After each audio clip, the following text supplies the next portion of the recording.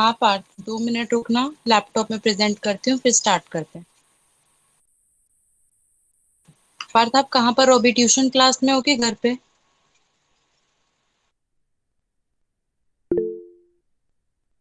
ठीक है।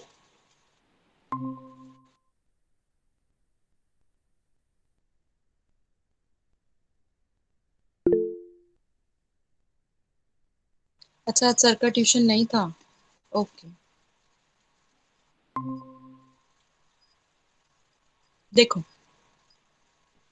Chapter number 2 जिसका आज टेस्ट है, बहुत बड़ा चैप्टर है।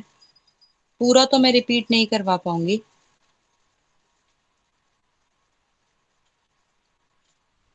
पर इस चैप्टर में हमारे पास 5 कॉन्सेप्ट्स हैं। ये 5, जिसमें से जो ये कंपनी का कॉन्सेप्ट है वो सबसे बड़ा कॉन्सेप्ट है। ठीक है। फिर भी एक बार पूरा रफली रिपीट करती हूँ ताकि पार्थ भी ग्रिप बना सके। चैप्टर का नाम है forms of private sector enterprise. मतलब अगर प्राइवेट सेक्टर कुछ काम कर रहा है तो वो किस किस तरीके से काम कर सकता है। सबसे पहला फॉर्म है सोल प्रोप्राइटरशिप। सोल वर्ड का मतलब होता है अकेला, और प्रोप्राइटर वर्ड का मतलब होता है ओनर। तो सोल प्रोप्राइटरशिप एक ऐसा बिजनेस है जहाँ पे एक ही ओनर होता है। छोटा सा बिजनेस होता है, खुद का पैसा वो लगाता है, सारा काम खुद करता है, वैसा वाला बिजनेस है। डिटेलिंग में भी नहीं जा रहे। सेकंड होता है एक joint Hindu family business. Hindu undivided family, HUF इसको फेमस वर्ड नाम से बोलते हैं। ये पारिवारिक बिजनेस है एक तरीके से, जब फैमिली मेंबर सारे लोग काम करते हैं एक साथ, उसको हिंदू अनडिवाइडेड फैमिली बिजनेस बोलते हैं। एक होता है पार्टनरशिप।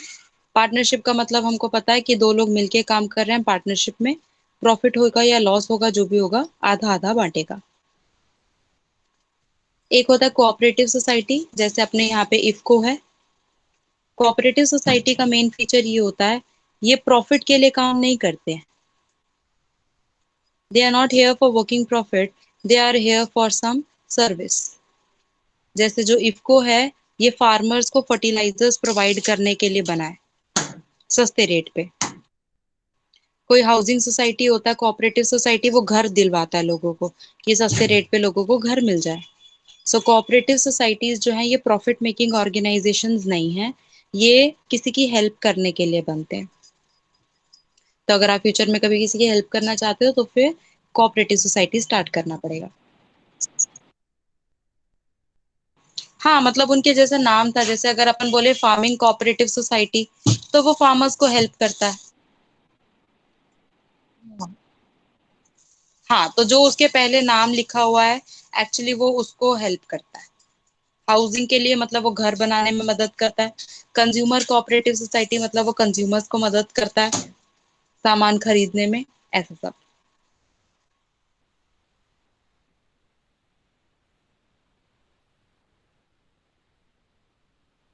मतलब वो उन्होंने हाउसिंग, कोई एक पर्सन होगा जिसने हाउसिंग सोसाइटी स्टार्ट कर रखी है, तो जो गोकुल धाम सोसाइटी है, वो उस कोऑपरेटिव ने बनवा के दी होगी, और सबका जो घर है एक जैसा जो उनका है, उनको सस्ते रेट पे घर दिलवा दिया होगा, सो दैट, ताकि उनको रेंट पे ना रहना पड़े, उनका खुद का घर हो जाए।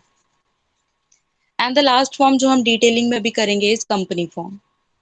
ये बहुत बड़ा टॉपिक इंडिविजुअली खुद में है, पर ये अभी हम करेंगे। इस वाली PDF में मेरे पास वो डिफरेंस नहीं है, बट मुझे लगता है बाकी आपकी बुक में होगा। उसमें पांचों फॉर्म का डिफरेंस एक साथ ही बता रखा है, तो पूरा चैप्टर वहां पे सम अप हो जाता है। तो अगर आपकी बुक में एक डिफरेंस हो ऐसा टाइप में जहाँ पे सबका लिखा हुआ है, तो वो पढ़ लेना एक बार। Okay ma'am. अभी मैं आपको एक कोऑपरेटिव सोसाइटी, ये कंपनी फॉर्म स्टार्ट करवाते हैं। आधी से ज्यादा जो नाम हमको सुनाई देता है वो कंपनी होती है। भाई हम रिलायंस कंपनी में काम करते हैं, या हम टाटा कंपनी में काम करते हैं। तो जनरली जो हम सुनने में आता है, ये पार्टनरशिप वगैरह तो कम होता है, पर ये सोल प्रोप्राइटर, ये सब इतना नहीं होता जितना कंपनी फॉर्म होता है। कंपनी को हम लोग जॉइंट स्टॉक कंपनी बोलते हैं। जॉइंट स्टॉक कंपनी बोलो या कंपनी बोलो, वो एक ही बात है। ये बेसिकली एक एक्ट है जिसका नाम है कंपनीज एक्ट 2013। आपको आपकी कंपनी को ना पहले रजिस्टर करवाना होता है, फिर आप स्टार्ट कर सकते हो। ठीक है, रजिस्टर करवाने का बहुत सारा प्रोसेस है। तो हम पहले ये थोड़ा सा देखते हैं कि कंपनी होती कैसे है, फीचर्स क्या है कंपनी के। ये जो कंपनी है ये सेपरेट कंपनी है। सपोज अगर आप एक कंपनी स्टार्ट करते हो ना, तो आप और आपकी कंपनी ये दो अलग अलग लोग कहलाएंगे। They will be two different people. मतलब आपकी प्रॉपर्टी आपकी कंपनी की प्रॉपर्टी नहीं होगी, आपकी कंपनी की प्रॉपर्टी आपकी प्रॉपर्टी नहीं होगी। आप और आपकी कंपनी सेपरेट लोग हो। मतलब अलग अलग ही है दोनों ऐसा? हाँ, मतलब कंपनी अपने नाम पे अपनी प्रॉपर्टी खरीदे तो आप ये नहीं कह सकते कि वो मेरी तो है क्योंकि कंपनी मेरी है। ऐसा नहीं है, अलग अलग लोग रहे। क्या चीज? हाँ, कोऑपरेटिव सोसाइटी में। कोऑपरेटिव सोसाइटी, हाँ, कोऑपरेटिव में भी यही फीचर होता है कि कोऑपरेटिव सोसाइटी जब आप स्टार्ट करोगे तो आप और आपकी कोऑपरेटिव सोसाइटी दोनों अलग अलग लोग हो जाओगे। ये वाला फीचर हर उस जगह पे आएगा जहां पर आपको रजिस्ट्रेशन कंपलसरी है। तो कोऑपरेटिव सोसाइटी में भी रजिस्ट्रेशन कंपलसरी होती है और कंपनी में भी रजिस्ट्रेशन कंपलसरी होती है। जब आप सेपरेट होते हैं, हाँ, तो फिर वो सेपरेट हो जाता है। बट उसके फीचर्स को हम इस तरीके से समझते हैं कि हम उसको रजिस्टर नहीं करवा रहे, इसलिए वो सेपरेट नहीं कहते हम उसको। हाँ, ठीक है। तो रजिस्ट्रेशन कंपलसरी होती है, जब तक आप कंपनी रजिस्टर नहीं करवाओगे तब तक आप कोई काम नहीं कर सकते कंपनी के नाम पे। कैसे रजिस्टर होता है? आपको जनरली एक चार्टर्ड अकाउंटेंट को बोलना होता है कि भाई मुझे कंपनी स्टार्ट करवानी है। वो बहुत सारी चीजें आपको करके देता है, आपकी कंपनी का नाम डिसाइड करता है और बहुत सारी चीजें करता है। हाँ नमन, आपने जो मुझे फोटो भेजी है मैं इसी की बात कर रही थी। दिस इज द डिफरेंस, जिसमें सारी चीजें दे रखी है तो पूरा चैप्टर वो सम अप हो जाता है। पार्थ में आपको भी फॉरवर्ड कर देती हूँ वो। तो आप जब वो पढ़ते हो तो आपको हर एक चीज प्रॉपरली पता चल जाती है। इस पीडीएफ में नहीं है मेरे पास। सो कंपनी का पहला फीचर ये है कि वो अलग हो जाती है जैसी रजिस्टर होती है। दूसरा फीचर ये है कि कंपनी एक आर्टिफिशियल पर्सन है, मतलब कि नकली इंसान है। मतलब कि जैसे इंसान हर काम कर सकता है, ये भी वो काम कर सकती है। प्रॉपर्टी खरीद सकती है, प्रॉपर्टी बेच सकती है, बिजनेस कर सकती है कंपनी। पर बस फर्क इतना है कि ये बोल नहीं सकती, चल नहीं सकती। इसलिए ये पर्सन, मतलब ह्यूमन बीइंग जैसे काम करती है, बिजनेस करती है, ट्रेडिंग करती है, बट नकली कंपनी, नकली है, इसलिए इसका नाम आर्टिफिशियल कंपनी है। से नेचुरल ह्यूमन बींग्स के जैसा काम करती हैं ये, लेकिन बस चल बोल नहीं सकती। रजिस्ट्रेशन मैंने आपको बता दिया कि कंपलसरी रजिस्ट्रेशन करवाना ही पड़ता है। रजिस्टर करवाओगे तभी कंपनी स्टार्ट होती है, अदरवाइज कोई ऐसे अपने मन की कंपनी नहीं होती कि कह दो कि मेरी तो पार्थ लिमिटेड है या मेरी तो नमन लिमिटेड है या खुशबू लिमिटेड है। ऐसे नहीं चलता। एक रजिस्ट्रार होता है, उसको सारी डिटेलिंग वगैरह भेज के, बहुत लंबा प्रोसेस है, बहुत खर्चा लगता है। फिर वो जब आपको एक सर्टिफिकेट प्रोवाइड करता है तब जाके माना जाता है कि हाँ अब आपकी ये कोई कंपनी है। अदरवाइज तब तक आपको कॉर्पोरेट इन आइडेंटिफिकेशन नंबर जब तक नहीं मिलता तब तक आपकी कंपनी वैलिड कंपनी नहीं है। So it's important and compulsory to get your company registered. Fourth is perpetual succession. Perpetual succession का मतलब होता है कि आपकी कंपनी को कोई फर्क नहीं पड़ता कि कोई पर्सन आ रहा है या कोई पर्सन जा रहा है। आज मैंने कंपनी स्टार्ट की, कल को मेरा मन नहीं किया, मैं चली गई कंपनी में से, कोई और आ गया शेयर होल्डर, तो कंपनी जो है वो सिर्फ लॉ से क्रिएट हुई है, वो जो कंपनीज एक्ट 2013 है। और कंपनी अगर बंद होगी तो भी वो सिर्फ लॉ से बंद होगी। किसी पर्सन के आने या जाने से कंपनी को कोई फर्क नहीं पड़ता। परपेचुअल वर्ड का मतलब होता है नेवर एंडिंग। सक्सेशन का मतलब होता है वारिस। मतलब कोई भी आ सकता है, फिर उसके बाद कोई और, उसके बाद कोई और। कंपनी को लोगों से फर्क नहीं पड़ता। कंपनी कानून के थ्रू बनी थी, कानून के थ्रू ही एंड होगी। मैं थोड़ा फास्ट स्पीड में जा रही हूँ। अगर आपको कोई पॉइंट ऐसा लगे कि भाई नहीं समझ आ रहा, डिटेलिंग चाहिए, तो मुझे इंटरप्ट कर देना बीच में। Fifth point is common seal. Common seal is actually the stamp. आपने देखा ही होगा कभी ना कभी, क्योंकि कंपनी पर्सन है लेकिन नकली है, पर साइन तो करना ही पड़ता है, सिग्नेचर तो करना ही पड़ता है। तो जो डायरेक्टर कंपनी चला रहा होता है उसको कंपनी का एक कॉमन सील बनवाना पड़ता है, स्टैम्प बनवाना पड़ता है, जिसमें कंपनी का नाम लिखा हुआ होता है। तो जब कभी भी कोई कॉन्ट्रैक्ट होता है तो वहां पर डायरेक्टर अपना साइन तो करता ही है, उसके ऊपर वो कंपनी का वो स्टैम्प छापा मार देता है, ताकि ये कंफर्म हो जाता है कि ये कॉन्ट्रैक्ट कंपनी ने किया है। जिस पेपर पे कंपनी का छापा नहीं होगा वो कॉन्ट्रैक्ट कंपनी के ऊपर बाइंडिंग नहीं होगा। So you have to make sure कि कभी भी कोई कॉन्ट्रैक्ट करते हो कंपनी के नाम पे तो कंपनी का जो स्टैम्प है वो वहां पे एनग्रेव्ड आपको करना है। शेयर ट्रांसफर, दो तरीके की कंपनी होती है, एक होती है प्राइवेट कंपनी और एक होती है पब्लिक कंपनी। पर इनका कॉन्सेप्ट ये है, प्राइवेट कंपनी का मतलब होता है कि जो सिर्फ अपने जान पहचान के 4-5 लोगों को शेयर्स देती है, मैक्सिमम 200 लोगों को दे सकती है ये शेयर्स। पब्लिक कंपनी का मतलब ये होता है कि वो पूरे कंट्री में किसी को भी शेयर सेल कर सकती है। आज आप चाहो तो रिलायंस के शेयर्स खरीद सकते हो क्योंकि वो एक पब्लिक कंपनी है। तो दो तरीके की कंपनी होती है, एक प्राइवेट एक पब्लिक। प्राइवेट मतलब जो कुछ ही लोगों को शेयर्स देती है और पब्लिक मतलब जो पूरे कंट्री को शेयर्स देती है। तो पब्लिक कंपनी आसानी से शेयर ट्रांसफर कर सकती है। मेरे पास रिलायंस का शेयर है, मुझे किसी और को ट्रांसफर करना है, मैं उसको बेच दूंगी, इट इज वेरी इजी। पर अगर प्राइवेट कंपनी होती है तो हो जाता है, पर इतना आसानी से नहीं होता शेयर ट्रांसफर। सो शेयर ट्रांसफर मतलब शेयर सेल करना। तो प्राइवेट कंपनी में मुश्किल है थोड़ा सा, पब्लिक कंपनी में बहुत आसान है। ऐप होती है, स्वाइप करोगे, ऐसे लिखा होता है यहाँ पे बाय और यहाँ पे सेल। यहाँ फिंगर रखी, राइट साइड को स्वाइप किया, सेल हो जाएगा शेयर 1 सेकेंड में। मैम तो इसका मतलब कि जो प्राइवेट जो कंपनी होती है उसके मतलब 200 से ज़्यादा मेंबर्स नहीं हो सकते? नहीं हो सकते, मिनिमम उसके 2 मेंबर्स चाहिए और मैक्सिमम उसके 200 मेंबर्स चाहिए बस। ओके। तभी उसका नाम प्राइवेट है कि भाई मुझे ज्यादा लोगों को शेयर देना ही नहीं है। ये लिमिट पहले 50 थी, पहले हमारा कंपनीज एक्ट 1956 चलता था, ये लिमिट तब 50 थी, बट फिर 2013 का एक्ट आ गया, उस 2013 के एक्ट में अब जो लिमिट है वो 200 है। और अगर ये पब्लिक कंपनी होती है तो पब्लिक कंपनी में तो 2 लाख 2 करोड़ कितने भी शेयर होल्डर्स हो सकते हैं। पब्लिक कंपनी में कोई लिमिट नहीं है, प्राइवेट कंपनी में ही मैक्सिमम की लिमिट है सिर्फ, क्योंकि उसका नाम प्राइवेट रखा है। तो भाई प्राइवेट रखा है तो फिर शेयर्स तुम ज्यादा लोगों को नहीं दे सकते। Next is separation of ownership and control. ये लाइन हमेशा याद रखनी है कि कंपनी को संभालता कौन है? डायरेक्टर, क्योंकि वो रोज जाता है कंपनी में और वो जाके रोज काम करता है। और ओनरशिप का मतलब होता है मालिक कौन है, तो जो पैसा लगाता है वो मालिक होता है। तो shareholder is the owner of the company. तो शेयर होल्डर मालिक होता है और कंपनी संभालता डायरेक्टर है। तो there is separation of ownership and control. Owner कौन? Shareholder. कंट्रोल कौन करता है? डायरेक्टर।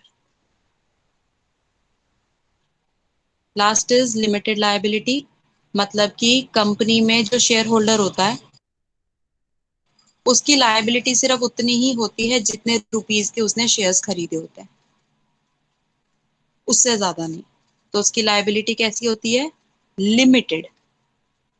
जैसे फॉर एग्जांपल रिसेंटली ऐसा आ रहा है कि शायद वोडाफोन आइडिया बंद हो जाएगा। अगर मैंने वोडाफोन आइडिया के 1,000 रुपए के शेयर्स खरीदे हुए हैं,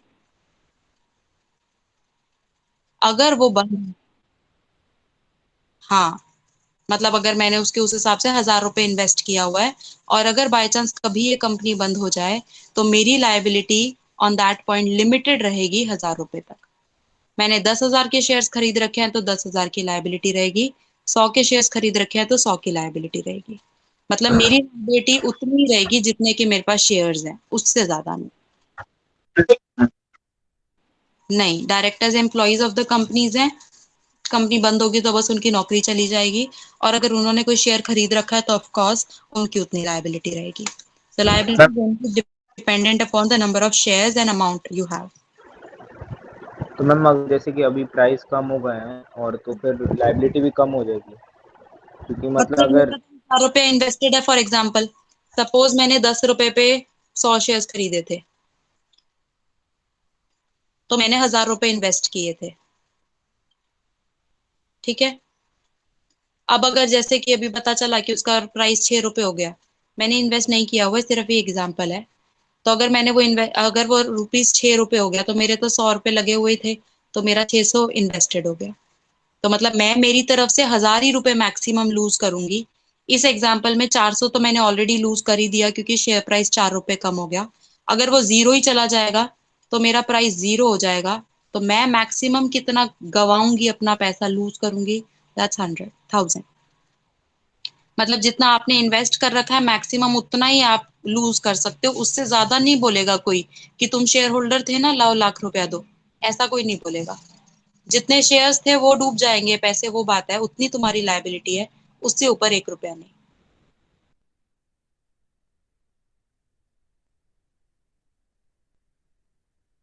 ठीक है। मेरिट्स और डिसएडवांटेजेस नहीं कर रहे, क्योंकि वो कैरेक्टरिस्टिक्स में से ही आ जाते हैं, क्या फायदे क्या नुकसान है।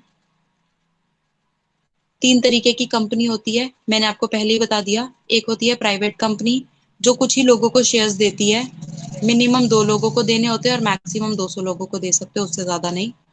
एक होती है पब्लिक कंपनी, जो पूरी कंपनी को, कंट्री को शेयर सेल करती है, जैसे ये जोमेटो और ये आइडिया और ये सब लोग हैं। और एक होती है 1 पर्सन कंपनी, जिसमें एक ही शेयर होल्डर होता है, सिर्फ वन ही शेयर होल्डर है, उसी ने सारा पैसा इन्वेस्ट किया हुआ है और वो कंपनी चला रहा है। ये जो 1 पर्सन कंपनी है, ये बहुत ही नया कॉन्सेप्ट है, 2013 के एक्ट में आया है, और ये इतना ज्यादा भी चलता नहीं है। मैम, क्योंकि अगर फिर लॉस या कुछ भी प्रॉफिट होगा तो उसको एक को ही अपन को बेयर संभालना करना पड़ेगा। पड़ेगा, करेक्ट। और अगर एक ही बंदे को काम करना है तो वो सोल प्रोप्राइटरशिप में काम कर सकता है। तो ये कॉन्सेप्ट चालू हुआ है, बट यस अभी इतना फेमस नहीं हुआ।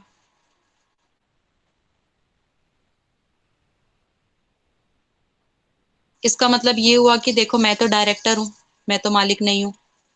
अगर मैं मालिक होंगी तो मुझे ऐसा लगेगा ना कि अच्छे से काम करूं, पैसा कमाना है, ये करना है, वो करना है। ओनर तो कौन है? Share holder.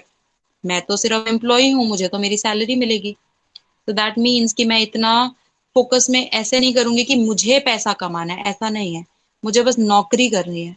तो नौकरी में हम इतने अच्छे से काम नहीं करेंगे, जिस वजह से कई बार कंपनी लॉस में चली जाती है।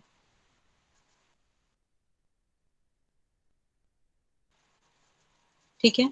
अब कॉन्सेप्ट ये है कि कंपनी स्टार्ट कैसे होती है। तो कंपनी को स्टार्ट करने के 4 प्रोसेस है। 4 में से 2 जो प्रोसेस है वो तो आपके सर्टिफिकेट ही मिलते हैं। पहला पूरा प्रोसेस करते हो, दूसरे प्रोसेस में सर्टिफिकेट ऑफ इनकॉर्पोरेशन, तीसरा स्टेप करते हो, चौथे स्टेप में certificate of commencement of business. तो टोटल 4 स्टेप्स हैं, जिसमें से 2 स्टेप्स में सर्टिफिकेट्स मिलते हैं और उसके पहले पहले वाले स्टेप्स में काम करना पड़ता है। सबसे पहला स्टेप ये है प्रमोशन।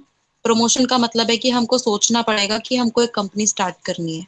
जैसे अब आप दोनों कनेक्टेड हो, आप दोनों के माइंड में आ रहा है कि यार कुछ काम करना है, कंपनी बनानी है, तो आप लोग कौन हुए? कंपनी के प्रमोटर्स।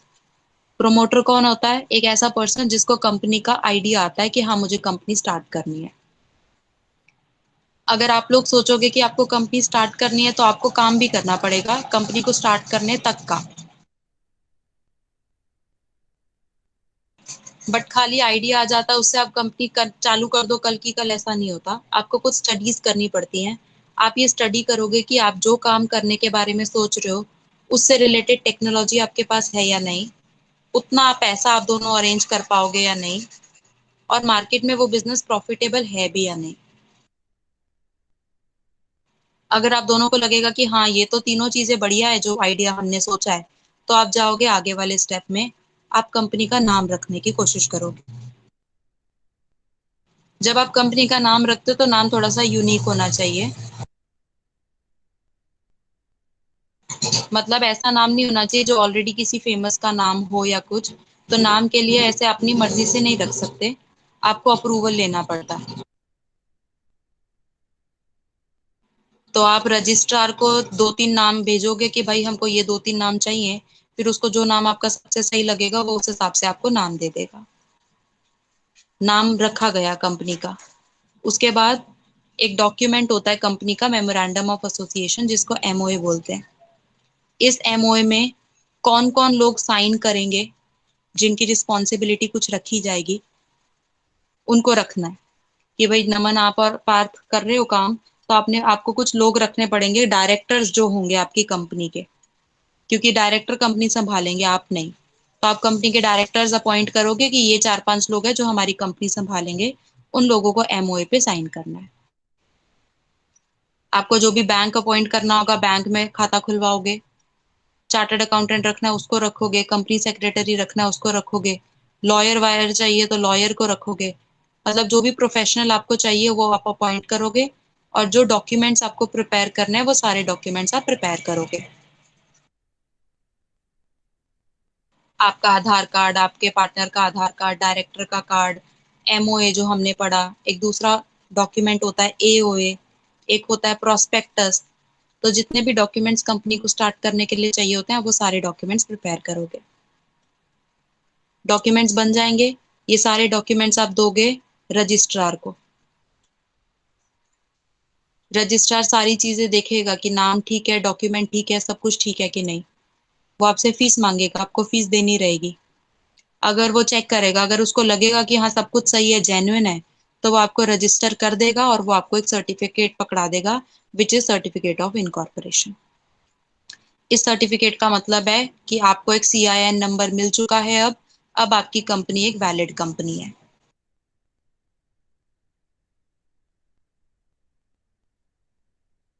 इस सर्टिफिकेट पे जो भी डेट लिखी हुई होगी,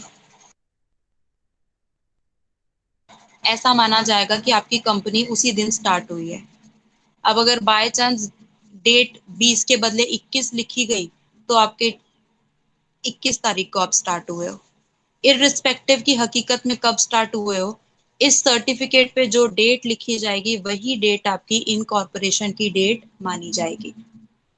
फिर उसमें कोई फ्रॉड हो गया हो, उसमें कोई गड़बड़ हो गई हो, कोई फर्क नहीं पड़ेगा। Once you get this certificate, whatever date is written on the certificate, वही आपकी डेट मानी जाएगी। मैम लेकिन अगर कोई मैम रजिस्टर किए बिना कोई कंपनी चला रहा हो तो? नहीं नहीं, वो नहीं चलेगा। क्योंकि फिर अगर कोई कॉन्ट्रैक्ट कर रहा है, तो वो कॉन्ट्रैक्ट अगर कभी पूरा नहीं हुआ तो वो तो कंपनी नकली है ना।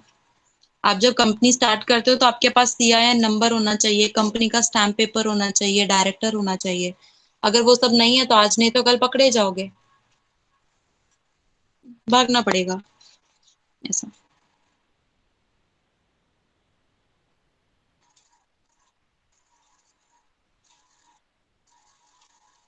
आपकी वॉइस बहुत ब्रेक हो रही है, फिर से बोलो।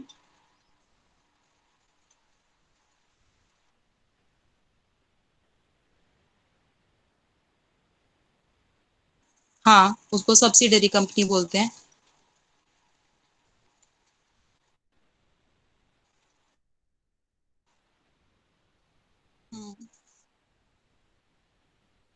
हम्म। अलग अलग होंगे। बनाते एज इन ऐसा नहीं होता कि हम ही बना रहे हैं। वो किसी और की कंपनी होती है या कोई और स्टार्ट करता है कुछ, पर हम उसके शेयर्स खरीद लेते हैं बहुत सारे। अगर हमारे हमने शेयर्स खरीद लिए तो हम ओनर हो गए। तो करीब करीब हम 50% से ज्यादा उसके शेयर्स खरीद लेते हैं, तो हम मेजोरिटी में ओनर हो जाते हैं।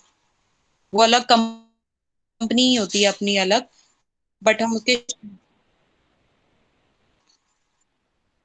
हम्म। हम्म।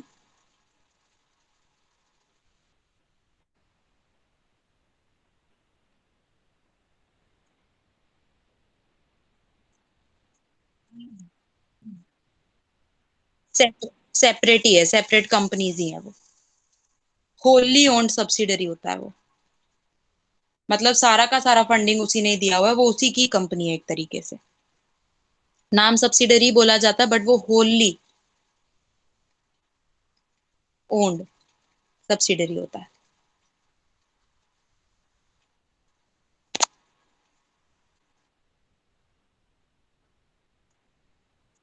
शेयर होल्डर्स को जाते हैं। बट यस, अगर वो डायरेक्टर्स आप उसकी बात कर रहे हो तो हाँ, वो पेरेंट कंपनी को जाते, प्राइवेट है। ठीक है। तो आपको सेकंड स्टेज पे अभी अभी एक सर्टिफिकेट मिला है, सर्टिफिकेट ऑफ इनकॉर्पोरेशन, COI बोलते हैं इसको। एक दूसरा भी सर्टिफिकेट होता है, वो चौथी स्टेज पे मिलता है। अगर आप एक प्राइवेट कंपनी होते हो तो आपको यहीं पे रुक जाना है और आपका बस रजिस्ट्रेशन खत्म हो गया। अब अगर आप एक पब्लिक कंपनी हो तो आपको नेक्स्ट स्टेज पे जाना है। नेक्स्ट स्टेज पे जाने के लिए हर वो चीज लेनी है, स्टेप्स लेने हैं हमको जिसमें हम शेयर सेल करने वाले हैं।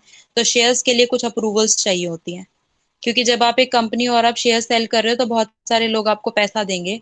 तो आप करोड़ों रुपया ले रहे हो पब्लिक से, तो ऑफकोर्स आपको कुछ प्रोसेस फॉलो करना पड़ता है। सबसे पहले हमारे पास एक इंस्टीट्यूशन है विच इज सेबी, जो पूरे शेयर मार्केट को कंट्रोल करता है। तो एज अ कंपनी आपको सेबी के पास एक अप्रूवल लेना पड़ेगा कि सेबी हम शेयर सेल करना चाहते हैं मार्केट में, are you allowing us to do that.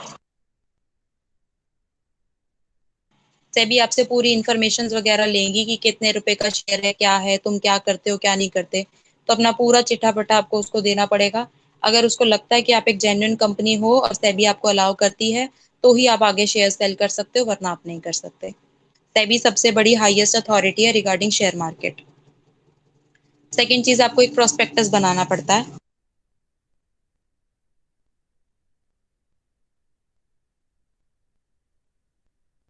Prospectus का मतलब होता है एक बुकलेट टाइप्स, जिसके अंदर आपकी कंपनी की हर एक डिटेल होती है। कंपनी में कौन लोग हैं, कितना पैसा है, क्या काम करते हो, कितना एसेट है, कितनी लायबिलिटी है, कौन क्रेडिटर है, हर एक डिटेल आपकी कंपनी की उसमें होती है। तो वो प्रोस्पेक्टस बनाना पड़ता है। कई बार बड़ा पूरा प्रोस्पेक्टस बनाने का टाइम नहीं होता, तो एक छोटा स्टेटमेंट बना सकते हो, जिसको statement in lieu of prospectus बोलते हैं। मतलब ऐसे प्रोस्पेक्टस तो 800-900 पेजेस होते हैं, बहुत सारे पेजेस होते हैं।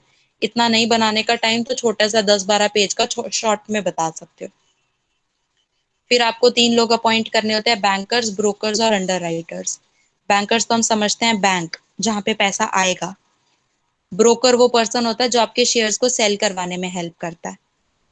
और अंडर राइटर वो पर्सन होता है कि अगर कोई और नहीं खरीदता तो अंडर राइटर आपके शेयर्स खरीद लेता है। तो आपको ये 3 लोगों को अपॉइंट करना होता है। अंडर राइटर रखने का कॉन्सेप्ट ये फोर्थ वाला पॉइंट है, minimum subscription which is 90%।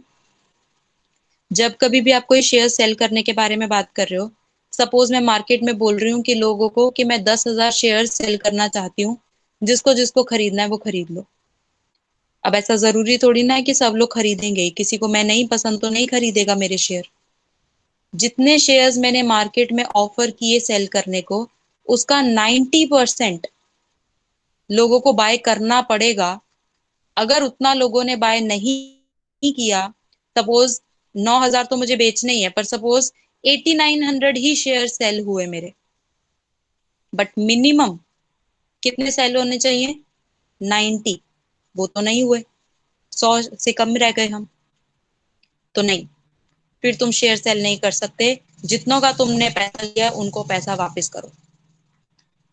Share cell करने हैं तो 90% सब्सक्रिप्शन चाहिए, कम से कम सब्सक्रिप्शन, मतलब लोगों को खरीदना पड़ेगा। अगर वो लोग उतना शेयर नहीं खरीदते तो you are not allowed to give the shares. So इसीलिए इतना रिस्क कौन ले। 10,000 शेयर्स नहीं होते, करोड़ों में शेयर्स होते हैं। तो पैसा आने के बाद वापस देने वाला कॉन्सेप्ट तो भाई बहुत मुश्किल हो जाए। पहले इतनी परमिशन ली सबसे, इतना प्रोसेस किया, और फिर पैसा देना पड़े वापस, तो इट्स वेरी डिफिकल्ट। इसलिए थोड़ा खर्चा करके अंडर राइटर रख लेते हैं। अब जैसे इस एग्जांपल में 8,900 शेयर्स बिक गए थे, 100 की कमी रह गई थी, तो ये 100 जो है ये अंडर राइटर खरीद लेगा और हमारे 90% वाले क्राइटेरिया को पूरा कर देगा। सो अंडर राइटर अपॉइंट करना इसलिए जरूरी है क्योंकि कंपनी को मिनिमम सब्सक्रिप्शन चाहिए होता है, और बाय चांस अगर मिनिमम सब्सक्रिप्शन ना हो तो अंडर राइटर खरीद लेता शेयर्स, तो एटलीस्ट हमको शेयर सेल करना अलाउ हो जाता है। फिर आपको स्टॉक एक्सचेंज, दो स्टॉक एक्सचेंजेस मेजरली आपने कभी सुना हो तो बॉम्बे स्टॉक एक्सचेंज और नेशनल स्टॉक एक्सचेंज। ये BSE NSE, ये वैसे नेशनल स्टॉक एक्सचेंजेस हैं, ऐसे छोटे मोटे और भी हैं पर ये दो मेजर हैं। तो आपको इनको अप्लाई करना पड़ता है कि भाई हम ये एक तरीके की मार्केट है, शेयर मार्केट है। जैसे दुकान मार्केट में कैसे आपको एक जगह चाहिए जहां पे आप शेयर अपनी चीजें सेल करते हो, बाय करते हो, ऐसे ही अगर आपको आपका शेयर सेल करना, आप एक कंपनी और आपका एक शेयर सेल करना है आपको, तो वो सेल होता है स्टॉक एक्सचेंज में। ये शेयर की मार्केट है। तो आपको इनको किसी में नहीं आएगा, वो इसमें नहीं बताया। Sensex and Nifty are nothing but these indicators BSE और एनएसई के कि शेयर्स कैसे परफॉर्म कर रहे हैं।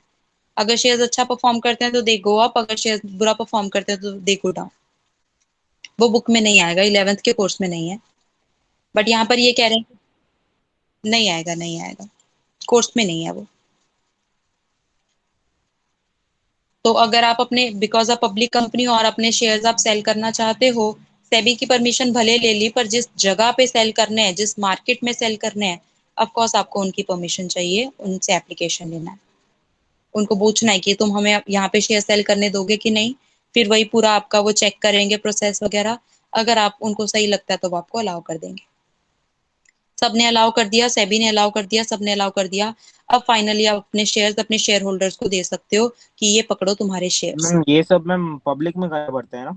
सिर्फ पब्लिक में करना पड़ता है, क्योंकि प्राइवेट वाली तो वैसे भी अपने जान पहचान के लोगों से ही पैसा लेने वाली है। तो उसको क्या फर्क पड़ता है कि स्टॉक एक्सचेंज में क्या करना है। उसको सबसे मतलब प्राइवेट को पहले पब्लिक बनना पड़ता है, फिर ही वो स्टॉक एक्सचेंज में आ सकता है। नहीं नहीं, प्राइवेट इज लाइक कि मैं मेरे रिलेटिव्स को ही सिर्फ मेरा शेयर देने वाली हूँ। और स्टॉक एक्सचेंज तो एक ऐसी मार्केट है जहाँ पे हर कोई अवेलेबल होता है। तो जब हर मैम किसी तो को मैम देना कोई है। जैसी कोई पब्लिक कंपनी है वो ये डिसाइड कर सकती है कि इससे ज्यादा शेयर्स नहीं बेचने हैं, या मतलब ऐसे हाँ कुछ भी? हाँ हाँ हाँ हाँ हाँ हाँ, वो तो होता ही है ऐसा। पब्लिक कंपनी अपने मैक्सिमम लिमिट ले लेती है कि भाई मुझे मैक्सिमम इतने की परमिशन दे दो तुम। रजिस्ट्रार से वो परमिशन ले लेती है। अब जैसे सपोज रजिस्ट्रार ने बोला कि हाँ ठीक है एबीसी लिमिटेड, तुम मैक्सिमम 2 करोड़ शेयर सेल कर सकते हो। वो परमिशन मैंने ले ली। अब वो मेरी मर्जी है कि मैं लोगों को बोलूं कि मैं 1000 शेयर बेच रही हूँ, 2 लाख शेयर बेच रही हूँ, 5 लाख बेच रही हूँ। मतलब मैं जितने बेचने के लिए ऑफर करूंगी, सामने वाला उतने ही खरीद पाएगा, उससे ज्यादा नहीं। So we tell them. वो फर्स्ट टाइम में जो डिसाइड करेगा वो कंपनी डिसाइड करेगी, उसके हिसाब से, अपनी वैल्यू के हिसाब से। अगर आपको लगता है कि वर्थ, हाँ हाँ, तो वही तो कंपनी डिसाइड कर रही है। फिर उसके बाद वो शेयर लिस्ट हो जाता है स्टॉक एक्सचेंज पे। फिर स्टॉक एक्सचेंज पे चीज आने के बाद शेयर होल्डर्स के हाथ में खेल होता है। जितने ज्यादा लोग खरीद रहे होते हैं उतना प्राइस बढ़ता रहता है। अगर लोग बेच रहे हैं इसका मैम मतलब लोगों को पसंद नहीं आ रहा, वो कम होता रहता है। हाँ मैम लेकिन अगर मैम शेयर्स अगर कोई कंपनी है उसने निकाले ही कम शेयर है, जैसे कि 10,000 शेयर्स, वो मतलब 10,000 से तो ज्यादा, लेकिन अगर मान लेते कम निकाल रहे हैं तो उसको खरीदेंगे भी लोग ज्यादा ना, क्योंकि शेयर्स कम है ऐसे मतलब। मतलब सबको लगेगा कि कम निकाले हैं तो ज्यादा ले लेते हैं, ज्यादा ले लेते हैं। वो कॉन्सेप्ट है। मतलब इतना कम तो कंपनी नहीं निकालती, क्योंकि देखो ये जो सेबी की परमिशन है, ये जो स्टॉक एक्सचेंज की परमिशन है, इसमें खुद में ही बहुत पैसा लगता है। तो कंपनी शेयर इसीलिए निकालती है ताकि लोग उसको पैसा दें कंपनी को। तो वो ऑलरेडी बहुत पैसा सेबी अप्रूवल में स्टॉक मार्केट में खर्च कर रहे हैं। तो ऑफ कोर्स इतना खर्चा महंगा कर रहे हैं तो पैसा तो वो ज्यादा ही लेंगे एक बार। खर्चा भी करो और पैसा भी लाखों में लो सिर्फ, तो उस चीज का कोई सेंस नहीं है ना। ठीक है। नहीं नहीं Parth, 2 minute, we are ending up in 2 minutes. Don't leave because I have another class at 6, मैं ऑलरेडी लेट हूँ। खत्म ही हो गया। बस फिर हमको शेयर्स दे देने हैं शेयर होल्डर को कि ये लो तुम्हारे तुम्हारे शेयर्स। काम पूरा हो गया। सारा काम देखने के बाद रजिस्ट्रार खुश हो जाता है कि हाँ सब किया। और रजिस्ट्रार आपको एक दूसरा सर्टिफिकेट दे देता है, certificate of commencement of business, कि ठीक है भाई अब तुम ये काम कर लो। 2 डॉक्यूमेंट्स हैं, एमओए और एओए। 2 मिनट में लीव कर रहे हैं बस। मेमोरेंडम ऑफ एसोसिएशन में 6 पैराग्राफ्स होते हैं। ये पैराग्राफ्स के नाम है। पहले पैराग्राफ में कंपनी का नाम लिखा होगा, दूसरी पैराग्राफ में कंपनी कौन से स्टेट में काम करती है, गुजरात में, महाराष्ट्र में, वो लिखा होगा। तीसरे पैराग्राफ में कंपनी क्या काम करती है वो लिखा होगा। फोर्थ पैराग्राफ में कंपनी की लायबिलिटी लिमिटेड है वो लिखा हुआ होगा। फिफ्थ पैराग्राफ में कंपनी कितने शेयर सेल कर रही है वो लिखा होगा। और सेवेंथ पैराग्राफ में कंपनी के वो एमओए साइन देखा था ना अभी ऊपर ने, ऊपर जो डायरेक्टर साइन कर रहे थे, तो किन लोगों ने वो साइन किया है वो लिखा होगा। जैसे कंपनी में 6 पैराग्राफ्स में एमओए लिखा होगा, इसी तरीके से एओए दूसरा होता है, आर्टिकल ऑफ एसोसिएशन। उसके अंदर ये सब डिटेल्स होती हैं, कैसे शेयर होल्डर को शेयर देंगे, कितने रुपए पे देंगे, सर्टिफिकेट कैसे देंगे, सेल कैसे करना है शेयर, फोर फीचर मतलब कैंसल, शेयर कैंसल कब कब कर सकते हो, मीटिंग कब करेंगे, डायरेक्टर को कैसे अपॉइंट और रिमूव करेंगे, डायरेक्टर की सैलरी कितनी, डायरेक्टर की ड्यूटी कितनी, पावर कितनी, ये सब चीजें, डिविडेंड कितना देना है, ऑडिट कौन करेगा, एटसेट्रा। मतलब कंपनी चलेगी कैसे, अंदर की वर्किंग कैसे है, वो सब। ये इंपॉर्टेंट टॉपिक्स हैं एमओए और एओए वाला। MOA is for the outsiders of the company, ताकि उनको पता चले कि कंपनी का नाम क्या है और सब। AOA is for the Insiders of the company, कि कंपनी के अंदर वाले लोगों को काम क्या करना है, डे टू डे ऑपरेशन का वो पता चले। और प्रोस्पेक्टस तो हमने कर ही लिया, ये वो बुकलेट है जिसके अंदर सारी चीजें कंपनी की लिखी हुई हैं, ताकि अगर कोई शेयर खरीदना चाह रहा है तो हम सिर्फ ऐसे ही नाम देके तो शेयर नहीं खरीदते, हम उसकी कंपनी की डिटेल देखते हैं, तो वो डिटेल जो है वो आपको प्रोस्पेक्टस में नजर आती है। If you are a share holder and if you are thinking to invest in IPO, तो आप गूगल पे उसका प्रोस्पेक्टस पढ़ सकते हो अगर आप चाहो तो, फिर आप सोच सकते हो कि आपको खरीदना है कि नहीं। दैट्स इट, खत्म। सो ये कंपनी का ओवरव्यू था, एक बार सेल्फ रीड कर लेना। अगर कभी भी कोई डाउट आता है तो आप मुझे व्हाट्सएप कर सकते हो। ठीक है, आज के लिए इतना रखते हैं, अपन कल रेगुलर क्लास करेंगे। चलो बाय। वेलकम।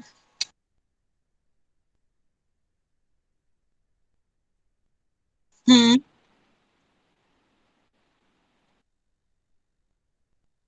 ठीक है, हाँ मैंने देखा एक्चुअली, ट्वेल्थ वालों को भी जो आया है उनको भी यही आया है कि उनको भी सब्जेक्टिव ऑब्जेक्टिव दोनों ही होंगे, डीपीएस वालों।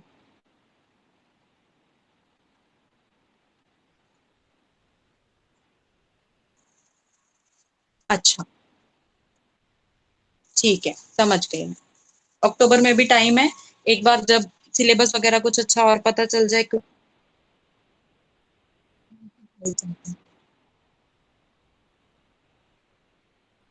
कोई बात नहीं, हो जाएगा हमारा अक्टूबर तक। अभी तो 1.5 मंथ है, जितना भी बोलेंगे उतना ही हो जाएगा। ठीक है, चलो क्लास रखती हूँ, अभी दूसरी वाली कॉन्फ्रेंस करती हूँ। Bye bye.